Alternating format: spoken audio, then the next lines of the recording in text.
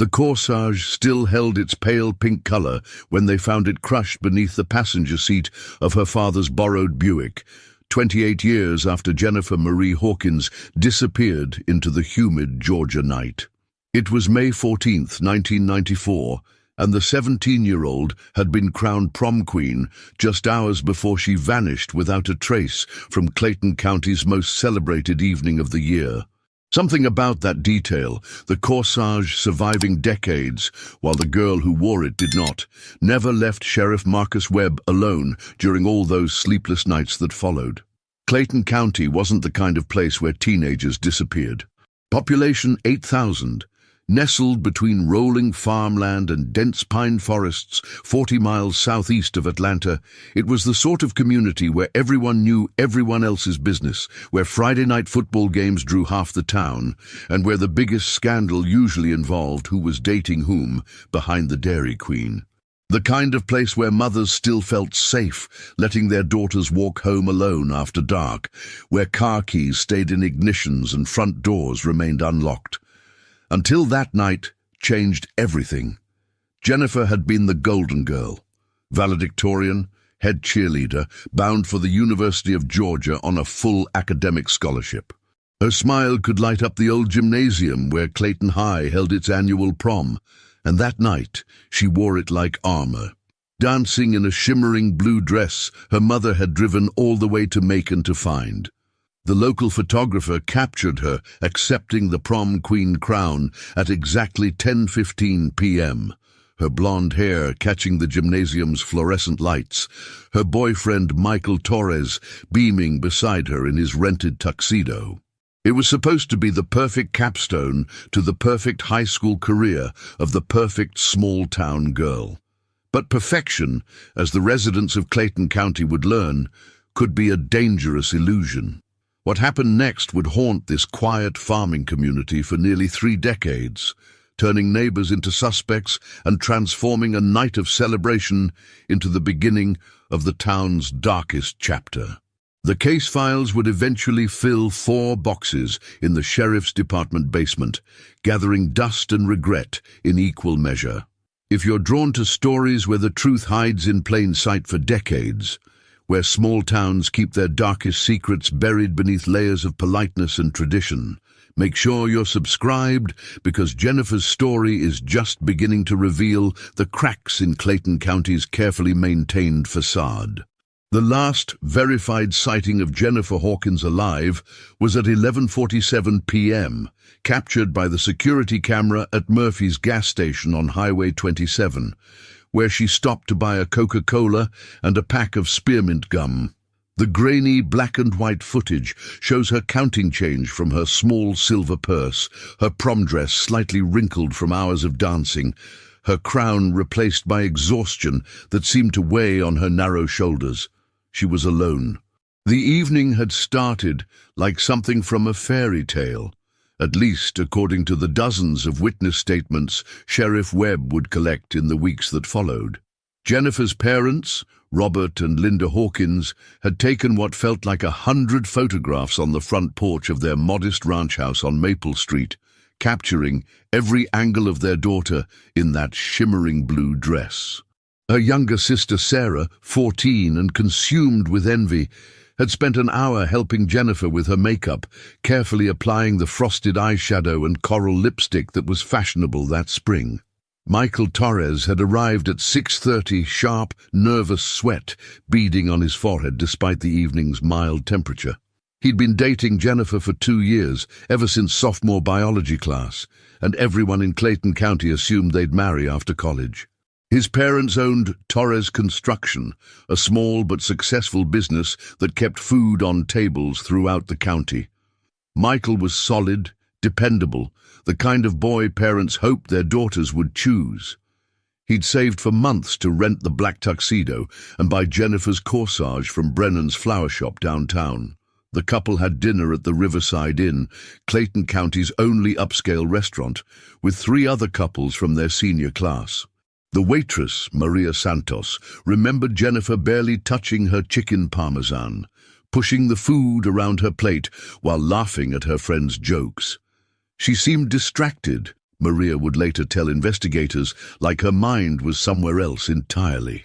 Several times during dinner, Jennifer had excused herself to use the restroom, and each time she returned, her smile seemed a little more forced, her laughter a little more brittle. At the high school gymnasium, decorated with silver streamers and artificial roses, Jennifer had danced with apparent joy to songs by Whitney Houston and Boyz II Men. The DJ, Tommy Marsh, recalled her requesting "I Will Always Love You Twice," which struck him as odd since it wasn't exactly a dance song, but she'd slow danced with Michael both times, her head resting against his shoulder, her eyes closed as if she were trying to memorize the moment. Other students would later describe her as radiant that night, the perfect prom queen, but several also mentioned catching her in quiet moments when she thought no one was looking, moments when her face would fall into an expression of what one classmate described as deep sadness. The crown ceremony had been flawless. Jennifer's acceptance speech was brief but heartfelt, thanking her classmates and teachers, speaking about the future with optimism that now seems tragically ironic. In the photographs from that moment, she appears luminous, untouchable, a 17-year-old girl on the cusp of everything she'd worked toward. But in the margins of those same photographs, barely visible, stood several figures whose presence would become significant only in hindsight, adults who shouldn't have been there, shadows that didn't belong in a high school gymnasium on prom night. The evening began to unravel around 10:45, just 30 minutes after Jennifer's crowning moment. Several witnesses reported seeing her in heated conversation with someone near the gymnasium's back exit, though the identity of that person would become one of the investigation's most frustrating dead ends. By 11:15, she was gone, slipping away from the dance without saying goodbye to Michael, without collecting her things from the coat check, without a word to anyone about where she was going or why. Linda Hawkins knew something was wrong the moment she opened her eyes at 6:13 a.m. on May 15th. The house felt different, too quiet, too still. In that way, only a mother's intuition can detect. Jennifer's curfew had been 1 a.m., generous for a prom night in Clayton County, and Linda had fallen asleep on the living room couch, waiting for the familiar sound of her daughter's key in the front door lock. But that sound never came. The borrowed Buick wasn't in the driveway. Linda's first thought was that Jennifer had stayed overnight at her best friend Casey Morrison's house, something they'd discussed as a possibility if the post-prom party ran late. But when Linda called the Morrison house at 6:30, Martha Morrison's confused voice on the other end of the line sent ice through her veins. Casey had been home since midnight, Martha said. She'd assumed Jennifer was home too. No, they hadn't made plans for a sleepover. No, Casey hadn't seen Jennifer leave the dance. By 7 a.m., Robert Hawkins was calling Michael Torres, trying to keep the panic from his voice as he asked if the boy knew where his daughter might be. Michael's response would haunt Robert for years afterward. The confusion in the teenager's voice, the genuine bewilderment as he explained that Jennifer had simply vanished from the gymnasium sometime after 11. He'd looked everywhere for her, Michael insisted, his voice cracking with emotion. He'd checked the parking lot, asked their friends, even waited by her locker thinking she might have gone to get something. When he couldn't find her anywhere, he'd assumed she'd gotten sick and gone home early. The Clayton County Sheriff's Department received its first missing person report at 8:47 a.m. Deputy Rachel Martinez took the call, her pen scratching across the incident report as Linda Hawkins' voice grew increasingly frantic on the other end of the line. Protocol for missing persons in Georgia required a 24-hour waiting period, but Martinez had grown up 3 streets over from the Hawkins family. She'd babysat Jennifer when the girl was 12. Something in Linda's voice, a mother's certainty that disaster had struck, made Martinez bypass the usual procedures. Sheriff Marcus Webb was in his office by 9:15, staring at the preliminary report and feeling a knot form in his stomach. In his 22 years of law enforcement, 15 of them in Clayton County, he'd handled exactly 3 missing person cases. 2 had been elderly residents with dementia who'd wandered off and been found within hours. The 3rd had been a domestic dispute that resolved itself when the missing wife returned from her sister's house in Savannah. Teenage girls from good families didn't simply vanish in Clayton County. But as Webb studied the timeline Martinez had constructed from her phone calls to Jennifer's friends and family, he couldn't shake the feeling that this case would be different. The first organized search began at 10 a.m. in the parking lot of Clayton High School. Word had spread through the small community with the speed that only gossip and genuine concern can achieve. Teachers who should have been enjoying their Saturday morning arrived to help. Parents brought thermoses of coffee and sandwiches wrapped in aluminum foil. The volunteer fire department provided radios and orange safety vests. Even the mayor, Harold Brennan, showed up wearing work boots and carrying a walking stick, ready to comb through the dense pine forests that surrounded the town. But it was the searches that didn't happen that would later prove most significant. Nobody thought to check the old grain silos on the abandoned Carmichael property, 6 miles east of town. The land had been for sale for 3 years, ever since old Vernon Carmichael died and his children moved away to Atlanta and Birmingham. The realtor's sign had faded to illegibility, and locals had simply stopped seeing the property as part of their world. It existed in that peculiar blind spot that develops around abandoned places, present but invisible, there but forgotten. The first crack in Clayton County's unified front appeared on Sunday evening, barely 48 hours after Jennifer's disappearance, when Michael Torres failed a polygraph examination administered by investigators from the Georgia Bureau of Investigation. The test results weren't conclusive, polygraphs rarely were, but Michael's nervous behavior and inconsistent statements about the timeline of prom night had already raised red flags among the investigative team. Under pressure, Michael's story began to change in subtle but significant ways. Initially, he'd claimed that Jennifer seemed happy and normal throughout the evening. But by his 3rd formal interview, conducted in the cramped conference room of the Clayton County Sheriff's Department, he admitted that she'd been acting weird for several weeks leading up to prom. She'd been distant, he said, canceling dates and spending more time alone. When pressed for specifics, Michael reluctantly revealed that Jennifer had been receiving phone calls at odd hours, calls that would make her upset and secretive.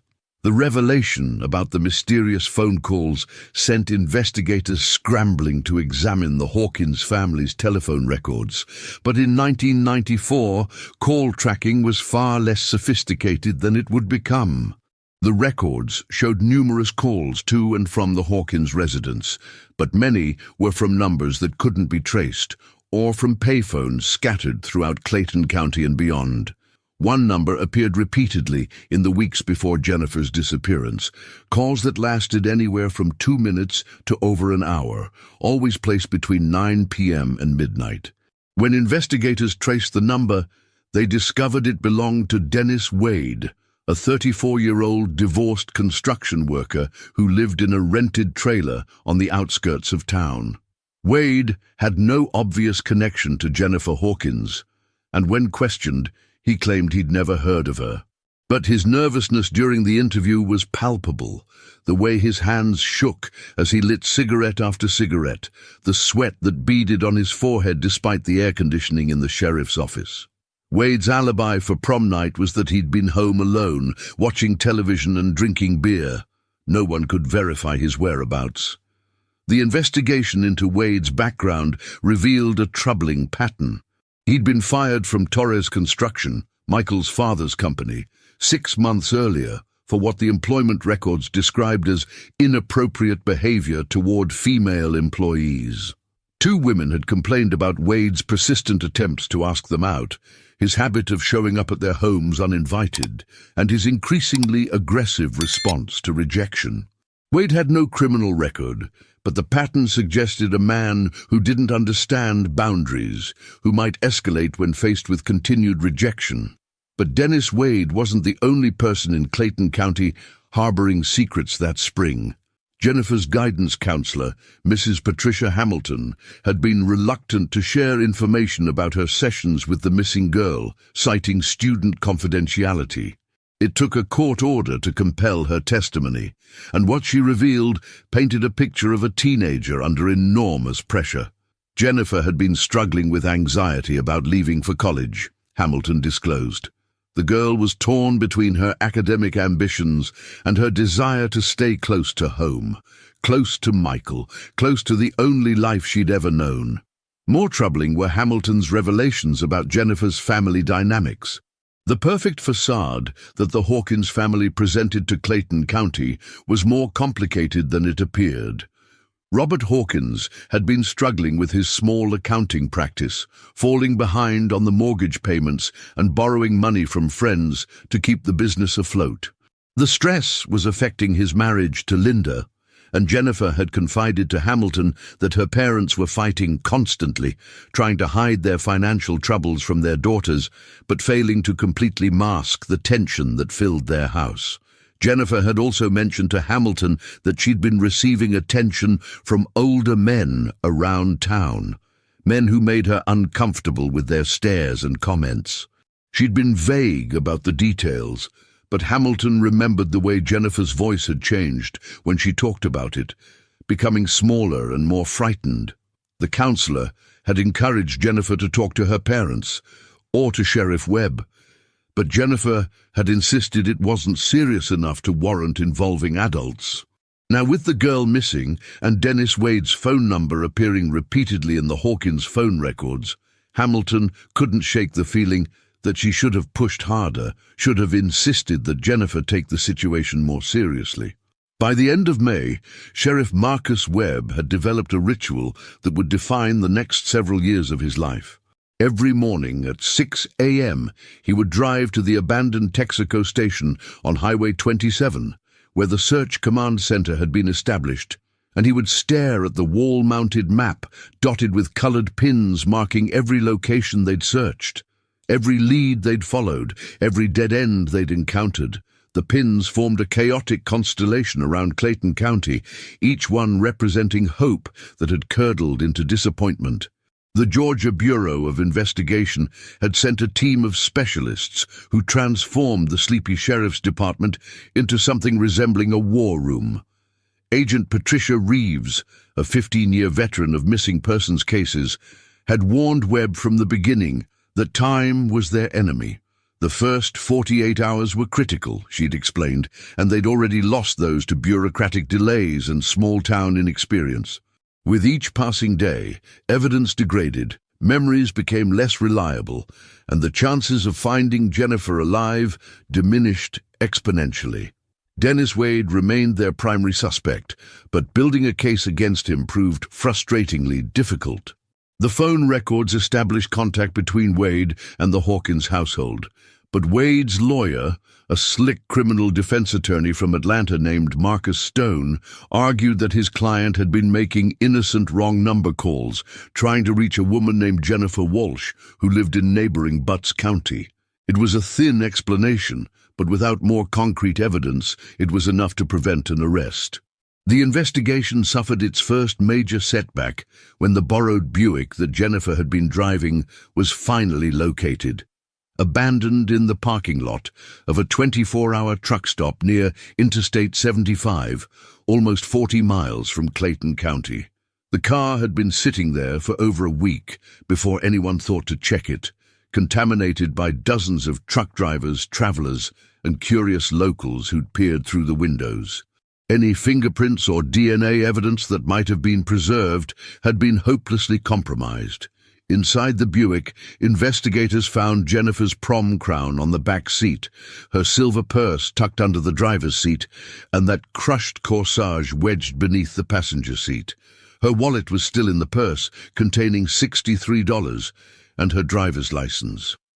There were no signs of struggle, no blood, no obvious clues about what had happened to her. It was as if she had simply stepped out of the car and vanished into thin air. The truck stop's security cameras had been broken for 3 months, a detail that seemed almost cosmically cruel to Webb. The manager, a tired-looking man named Earl Hendricks, couldn't remember seeing Jennifer or anyone matching her description. Hundreds of people pass through his establishment every day, he explained. One teenage girl wouldn't have stood out, especially if she'd been trying to avoid attention. Agent Reeves ordered extensive interviews with every truck driver who could be traced to the truck stop during the relevant time period, but the logistics proved overwhelming. Interstate truckers rarely stayed in one place long enough to be thoroughly questioned, and many operated under the radar of official record-keeping. The few drivers they managed to interview provided conflicting accounts and vague recollections that led nowhere. As summer turned to autumn, the investigation began to fracture under the weight of its own complexity. Dennis Wade had retained Marcus Stone as his attorney and stopped cooperating with investigators entirely. Michael Torres, devastated by grief and suspicion, had withdrawn from his friends and family, spending his days walking the forests around Clayton County, calling Jennifer's name until his voice gave out. The Hawkins family was slowly disintegrating under the pressure, with Robert drinking more heavily and Linda barely leaving her bedroom, clutching Jennifer's pillow and breathing in the fading scent of her daughter's perfume. The case officially went cold on February 14, 1995, 9 months after Jennifer Hawkins disappeared. Sheriff Webb marked the date in his personal calendar with a black X, though he would never officially close the investigation.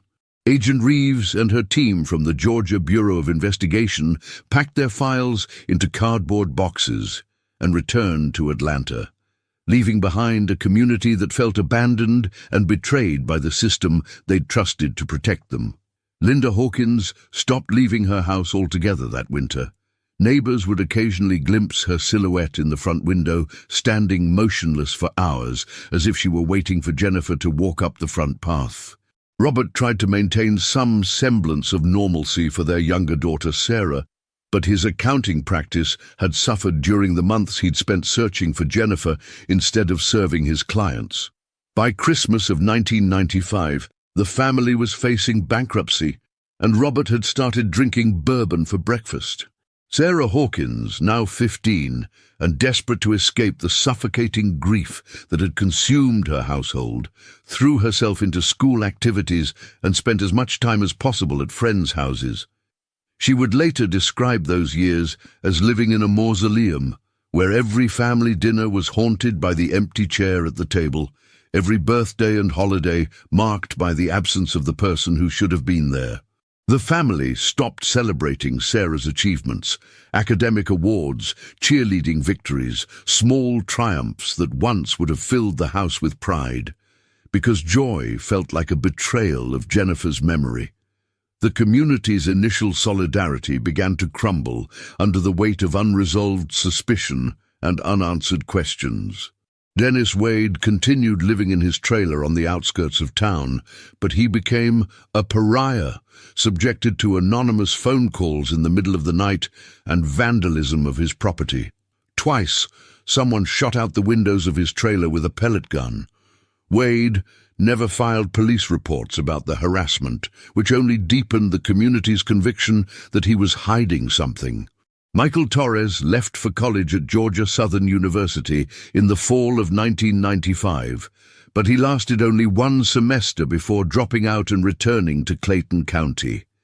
He took a job at his father's construction company, working long hours doing manual labor that left him too exhausted to think about anything else. Friends and family watched him transform from an outgoing, optimistic teenager into a hollow-eyed young man who spoke only when spoken to and seemed to age a year for every month that passed. The investigation had generated dozens of theories and conspiracy stories that took on lives of their own in the absence of facts. Some residents believed Jennifer had been kidnapped by a truck driver and was being held captive somewhere across the country. Others were convinced she'd been murdered by Dennis Wade and buried in the vast pine forests that surrounded Clayton County. A few optimists maintained that she'd run away to start a new life, though they could never explain why she would abandon her family so completely, or how a 17-year-old girl with $63 could disappear so thoroughly. Sheriff Webb continued to receive tips and sightings for years after the initial investigation stalled. A convenience store clerk in Valdosta was certain she'd seen Jennifer buying cigarettes in 1996. A trucker claimed he'd picked up a girl matching her description near Tallahassee in 1997. Each lead required investigation, each sighting demanded follow-up, and each disappointment carved a deeper groove in Webb's soul. He kept a detailed log of every tip, every false alarm, every moment when hope flickered and died again. By the time the 20th century ended, Jennifer Hawkins had become something between a ghost and a legend in Clayton County. New residents would hear whispered stories about the prom queen who vanished, but the details became confused and contradictory with each retelling. Some versions of the story had her running away with a married man. Others described a satanic cult sacrifice in the woods. The truth became buried under layers of speculation and time, and the real Jennifer, the anxious teenager worried about college, the daughter struggling with her family's financial problems, the girl who'd received disturbing phone calls from a stranger, began to fade from memory. The boxes of evidence gathered dust in the sheriff's department basement, and Dennis Wade eventually moved away from Clayton County without ever being charged with a crime. Life went on, as life always does, but it went on differently, marked by the knowledge that sometimes people simply vanish and the world keeps turning as if they never existed at all. Tommy Carmichael had never intended to return to Clayton County. The 43-year-old Atlanta insurance adjuster had spent the better part of 2 decades trying to forget the rolling farmland where he'd grown up.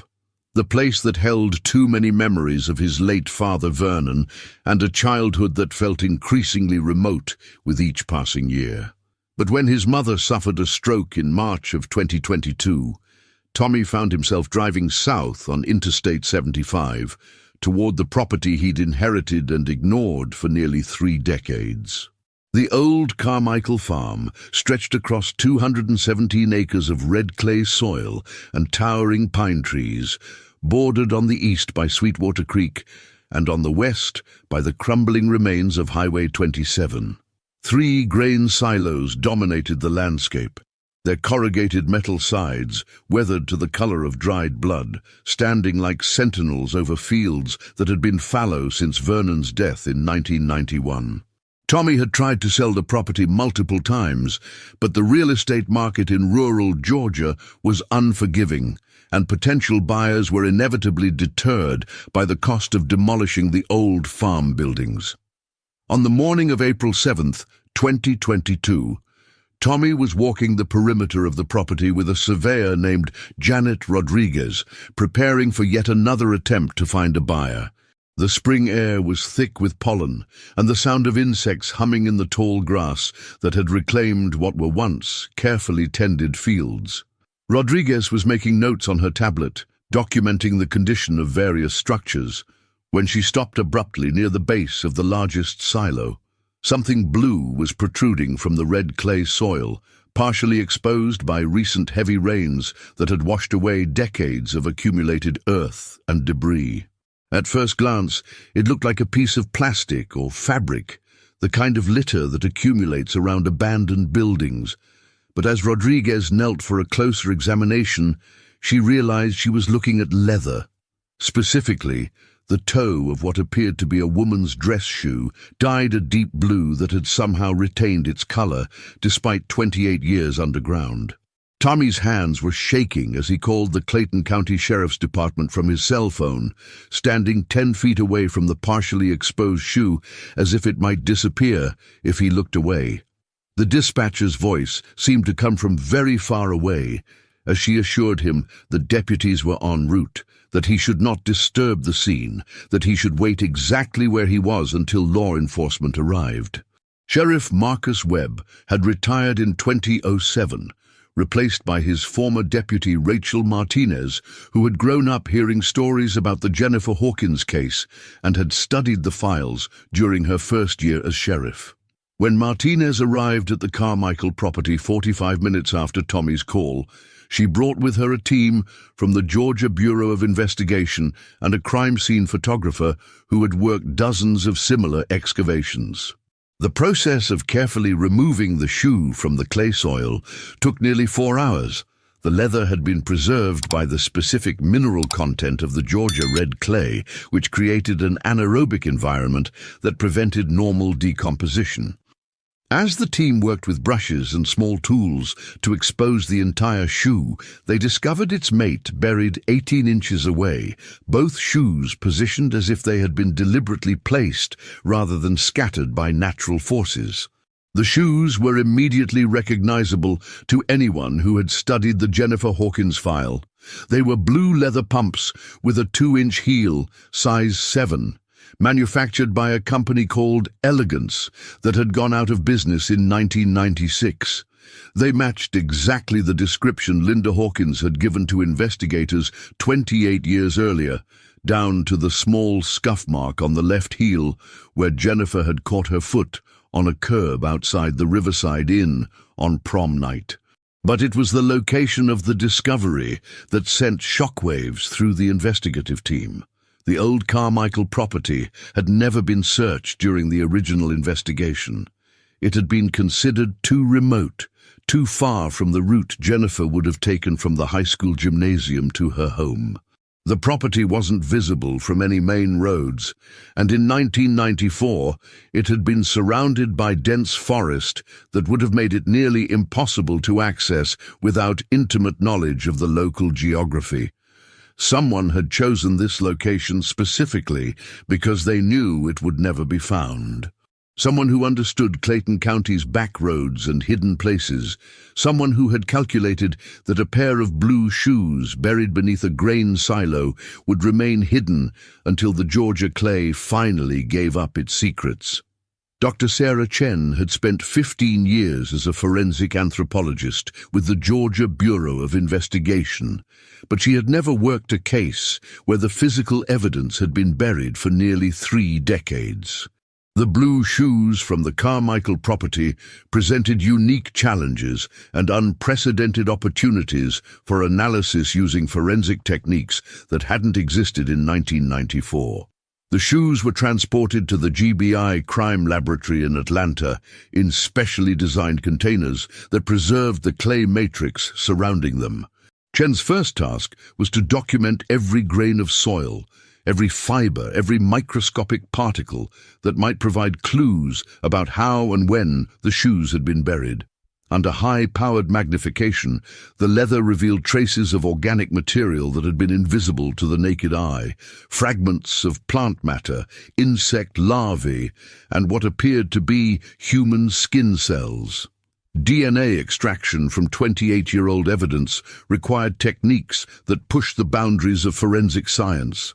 The skin cells found on the shoes' inner surfaces had degraded significantly, but advances in mitochondrial DNA analysis made it possible to extract enough genetic material for comparison testing. When the results came back 3 weeks later, they confirmed what investigators had suspected. The DNA matched samples taken from Jennifer Hawkins' bedroom in 1994. But the DNA evidence revealed something unexpected and deeply troubling. Mixed with Jennifer's genetic material were traces of DNA from at least 2 other individuals, neither of whom matched any samples in the FBI's combined DNA index system. Someone else had handled these shoes, and that someone had left behind biological evidence that could potentially identify them if they were ever arrested and entered into the database. The soil analysis provided equally significant revelations. The clay matrix surrounding the shoes contained pollen samples that helped forensic botanists narrow down the time frame when the burial had occurred.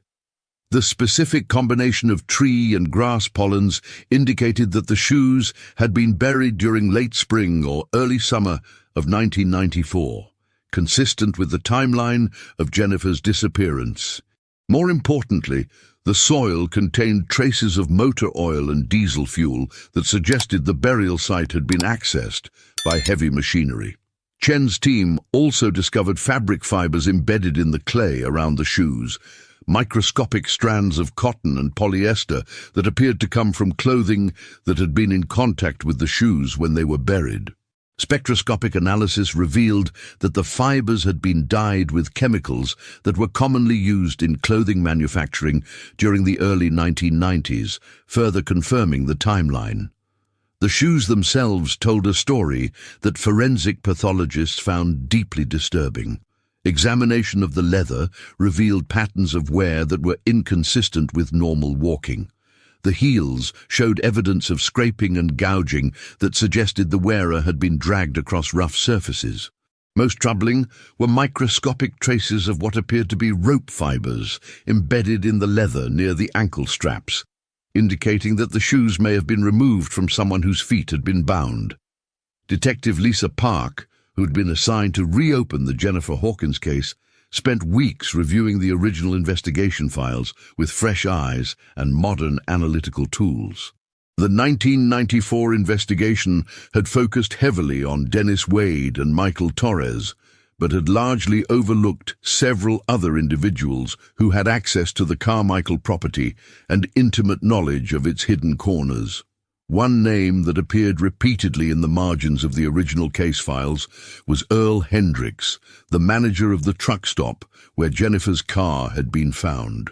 Hendricks had been interviewed briefly in 1994, but investigators had been satisfied with his claim that he couldn't remember seeing Jennifer. They hadn't thought to ask about his connection to the Carmichael family or his familiarity with the abandoned farm property. Park's research revealed that Hendricks had worked as a farm hand for Vernon Carmichael during the late 1980s, helping with seasonal harvesting and equipment maintenance. He would have known about the grain silos, the access roads, and the remote corners of the property where something could be buried without being discovered. More significantly, Hendricks had been questioned by police in 1987 about the disappearance of another young woman in neighboring Butts County, though he had never been charged in connection with that case. The forensic evidence was building a picture of a crime that was far more calculated and sinister than anyone had imagined in 1994. This wasn't a crime of passion or a random abduction. Someone had planned Jennifer's disappearance carefully, choosing the burial site with precision, taking steps to ensure that the evidence would remain hidden for decades.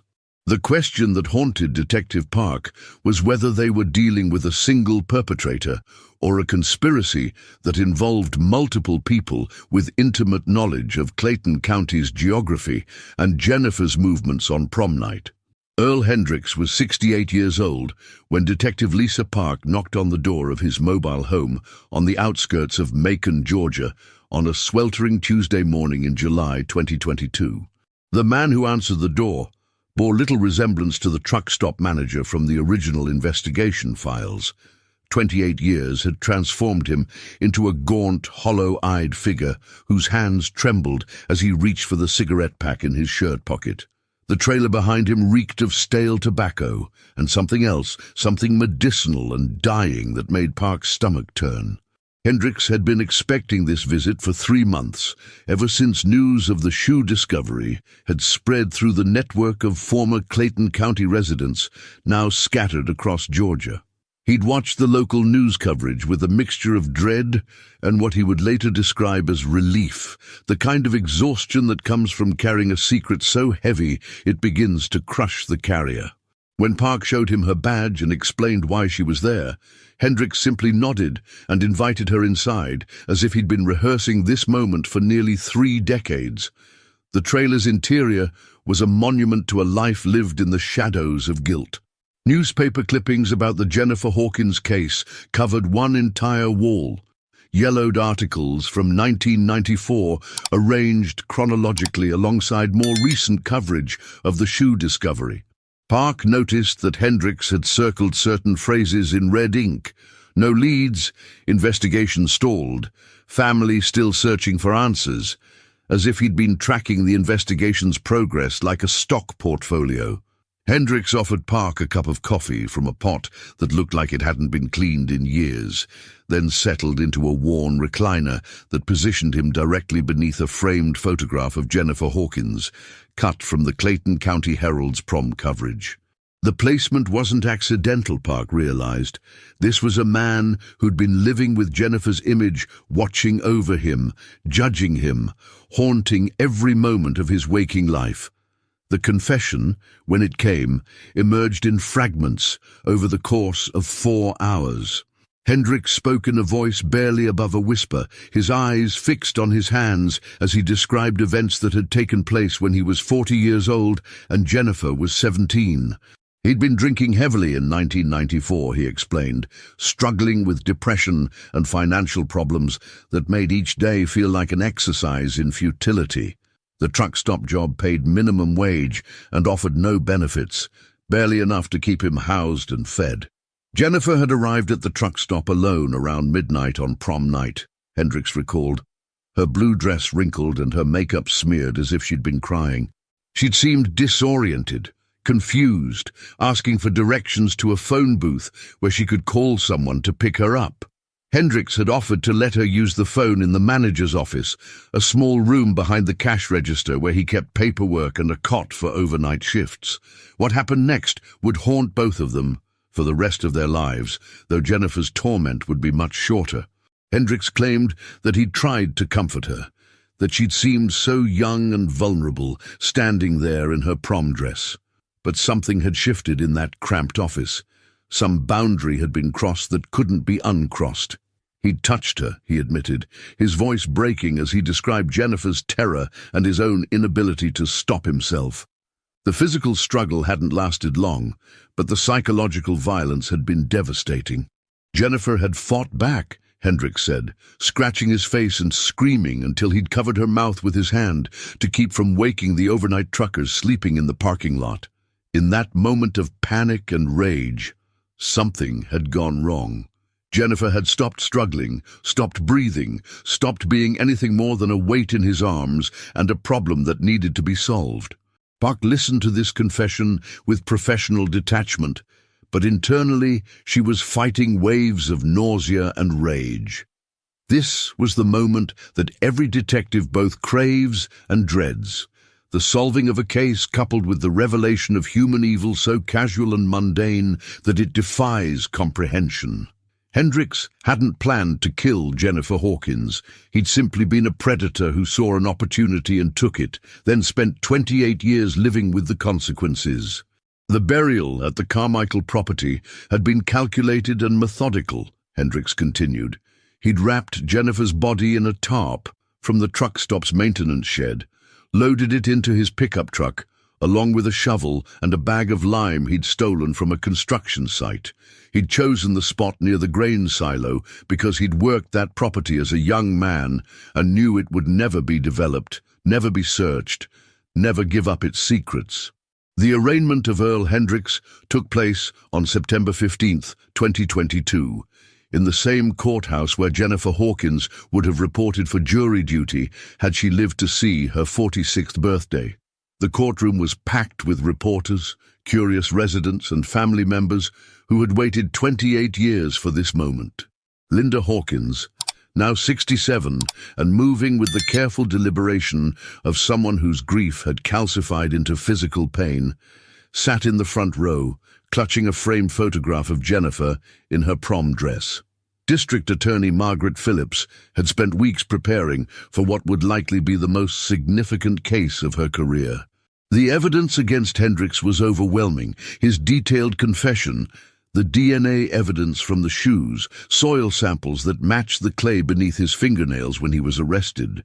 But Phillips knew that defense attorneys would argue that a confession obtained from a dying man facing terminal lung cancer might not be reliable, that 28 years of guilt and medication could have distorted his memories. Hendricks had waived his right to a jury trial, a decision that surprised legal observers but made sense to anyone who had watched him during his confession. This wasn't a man seeking acquittal or hoping for a reduced sentence. This was someone who wanted the truth to be heard, who needed the weight of his secret to be shared with the world before cancer finished what guilt had started decades earlier. The victim impact statements were the most emotionally devastating part of the proceedings.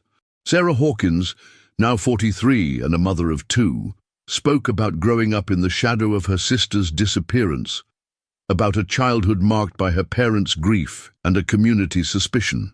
She described the way the case had shaped every relationship in her life, how she'd learned to read people's faces when they realized she was Jennifer's sister, how she'd carried the burden of being the daughter who survived. Robert Hawkins had died in 2009, never knowing what had happened to his eldest daughter. Linda spoke about the 17 years her husband had spent blaming himself, drinking himself to sleep every night, and waking every morning with the hope that today would be the day Jennifer came home. She talked about the holidays that were never celebrated, the birthdays that passed in silence, the grandchildren who would never know their aunt except through photographs and stories. Michael Torres, now 46 and married with children, had driven down from Atlanta to attend the sentencing. He spoke about the survivor's guilt that had defined his adult life, the way Jennifer's disappearance had convinced him that happiness was temporary and love was something that could be stolen without warning. He'd spent years in therapy trying to understand why he'd been spared and she hadn't, why he'd gotten to live the life they'd planned together while she'd been buried beneath a grain silo. Judge William Carter sentenced Earl Hendricks to life in prison without the possibility of parole, though everyone in the courtroom understood that Hendricks would likely die of cancer before serving even a fraction of his sentence. The conviction brought legal closure to the case, but emotional resolution remained elusive for the families and community members who had lived with the mystery for nearly 3 decades. In the weeks following the sentencing, questions emerged that would never be fully answered. Why had Hendricks confessed now, after maintaining his silence for 28 years? Was it truly guilt and terminal illness, or was there something else, someone else, who had finally convinced him to tell the truth? The investigation had revealed that Hendricks had received regular visits from an unknown individual during the months leading up to his confession, visits that weren't documented in any official records. More troubling were the inconsistencies in Hendricks' story that emerged during forensic analysis of the burial site. The positioning of the shoes suggested that Jennifer's body had been moved at least twice before its final burial, and tire tracks preserved in the clay indicated that multiple vehicles had accessed the site over a span of several days. These details suggested that Hendricks might not have acted alone, that there were other individuals involved in Jennifer's death and burial who had never been identified. As this story reaches its conclusion, the case of Jennifer Hawkins officially remains solved in the eyes of the law, but the truth may be more complex than what Earl Hendricks revealed in his final confession. If you've followed this investigation to its end, if you've been haunted by the questions that linger even after the courthouse doors have closed, then you understand why cases like Jennifer's continue to fascinate and disturb us. Share your thoughts about what really happened on that prom night in Clayton County, because sometimes the most important conversations begin after the official story ends.